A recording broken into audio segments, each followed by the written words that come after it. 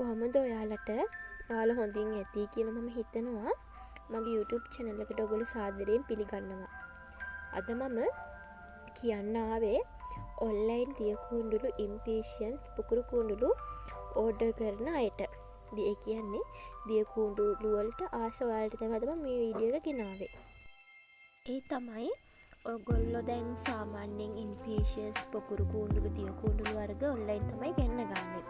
එතකොට සමහරක් අය කරන වැරැද්දක් තමයි මේ ගෙනාව ගමන් මේ පැල ටික හිටවනවා.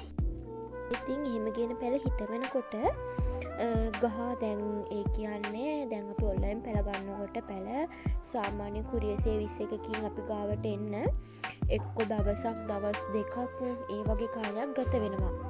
එතකොට ඒ පැල අපේ අතට එනකොට නිකන් මැලවිලා වගේ තමයි අපේ අතට එන්නේ. සාමාන්‍ය මේ දිය කුඩුළු impatiens පකුරු කුඩුළු කියන්නේ ඔක්කොම එක වගේ වර්ග. මේවා අපි පැයක් වගේ සාමාන්‍යයෙන් ගලවලා තිබ්බත් ඉක්මනට හේ යන්න වගේ තමයි බලන්නේ කෙනක මැරිලා වගේ. ඉතින් අපි මෙහෙම පැල ඔන්ලයින් ඕඩර් කරලා ගෙනකොට අපේ අතට මේ පැල හම්බ වෙන්නේ දවස් 2-3කින් අන්න ඒ වගේ තමයි අපිට හම්බ වෙන්නේ. එහෙම අපි අතට පැල හම්බ වෙනකොට ගොඩක් වෙලාවට මේ පැල නිකන් හේ ගිහිල්ලා මෙරිලා වගේ තමයි තියෙන්නේ. මේ පැලවල මේ වර්ගවල හැටි. ඊට පස්සේ අපි කරන්න ඕන ගත්ත ගමන් මේ පැල හදන එක නෙවෙයි. අපි කරන්න ඕන මුල් ටික විතරක් වතුර එකකට දාලා පැය භාගයක් වගේ තියන්න ඕන. කොළ ටිකට මේ වතුර ටිකක් වගේ ස්ප්‍රේ කරලා වගේ තිබ්බයින් පස්සේ අර ඒ ගතිය චුට්ටක් හරියනවා. ඔන්ලයින් දැන් එහෙම පැලගෙන ආවයින් පස්සේ මං කිව් විදිහට පැල ටික වතුර එකකට දාලා පැය භාගයක් වගේ තියලා පැල ටික හදනවනේ. පැල ටික හරි මාධ්‍යයක හදලා ඊට පස්සේ මේවට අවුව වැටෙන්න දෙන්න හොඳ නැහැ. ගොඩක් අවුව වැටෙන්න දෙන්න හොඳ නැහැ. උදේ අවුව තියන්නේ අන්න උදේ අවුව ටිකක් වැටෙන්න මේවා හෙවෙනෙන් තමයි තියෙන්න ඕන. ඒතර හෙවෙනෙන් තියන්න ඕන. වැහිවත් වැහි කාලට අනිවාර්යයෙන්ම මේවා තෙමෙන්න නම් හොඳ නැහැ. වැහි කාලෙට මේවා කුණු වෙනවා.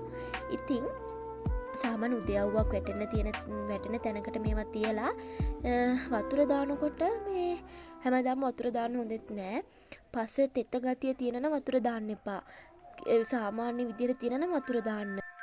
ගොඩක් මඩ ගතියට වතුර දාන්න නැති වෙලා සාමාන්‍ය අපි මේ පස් මාධ්‍ය හදා ගන්නවනේ. පස් මාධ්‍ය හදා ගන්නකොට අපි මේ මඩ ගතියට හදා ගන්නම එපා. ඒතොර වතුර රැඳෙනවා ගොඩක්ම වැඩි.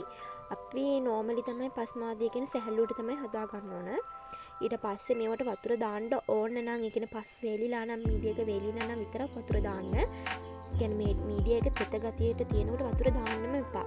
එimhe වතුර දැම්මොත් වෙන්නේ මේ පැල අර වතුර රැඳිලා කුණු වෙනවා. ඉක්මනට පැල ටික කුණු වෙනවා. අනික මේවා කෙටි කාලින වර්ගයක්. ඕගොල්ලන්ට මේවා ලස්සනට බෝ කර ගන්න ඕන නම් දැන් ඕගොල්ලෝ පැලයක් ගන්නව නම් මම නම් කරන්නේ ඒ පැලෙන් අතු කඩලා වෙනම ආයෙ හදනවා. ඒතකොට අපිට ඒක නැති වෙන්නේ අපි ගාව හැමදාටම තියෙනවා. ඒ වගේම අපිට පැලේ වගේ බෝ කර ගන්නත් පුළුවන්. අන්නකො මට මේ කතාව අස්සේ මතක් වුණේ මෙයාව මේ ඇවිල්ලා රෝස පාට බයි කලර් එකක්. ඒ වුණාට මෙයා බයි වුණාට දැන් මේ මල එකම පැලේ මේ පැලේ බයි කලර්ස්. හරිද? ඉන්නකො මම ඔයාලට තව පෙන්නන්න. ඊට පස්සේ මෙයාගේ මේ ලාවට බයි වෙලා තියෙනවා. මෙයාගේ ඒ වගේම මේ බන් තනි මලක් තියෙනවා. බයි නැහැ. අන්න ඒකත් මෙයාලගේ හැටි. හැම මලම බයි වෙන්නේ නැහැ. පිපෙන සමහරක් මල් බයි වෙනවා. සමහරක් ඒවා බයි වෙන්නේ නැහැ. ඒක මේ මලේ හැටි. අනම් මේ මම ආස කරන ලස්සන කෙල්ලෙක් තමයි මෙයා. මාරම ලස්සනයි. මෙහෙම තිබ්බට මම තැඹිලි පාට කලර් එකක්. මාරම ලස්සන කෙනෙක් මෙයා. තමයි මෙයාත් මේ ඇවිල්ලා සුදුයි තැඹිලි අර මං ඉස්සලා පෙන්නන එයාගෙම කෙනෙක් මෙයා. බලන්න මෙයාගේ ලස්සන විදියට ඔයගොල්ලෝ පැල හදලා බලන්නකෝ. එතකොට මේ ඕනම පැත්තකට ලස්සනට මේ පැල හැදෙනවා. මේ හැදෙන්නේ නැතුව ඉන්න අනිවාර්යෙන් හදා ගන්න පුළුවන්. අපි සැලකිය යුත්තේ හරියට මේකේ පස් මාධ්‍ය. මං කිව්වා වගේ මඩ ගතියට හදන්න එපා. හැමදාම වතුර දාන්නත් එපා. තෙත ගතිය තියෙනවා වතුර දාන්න එපා.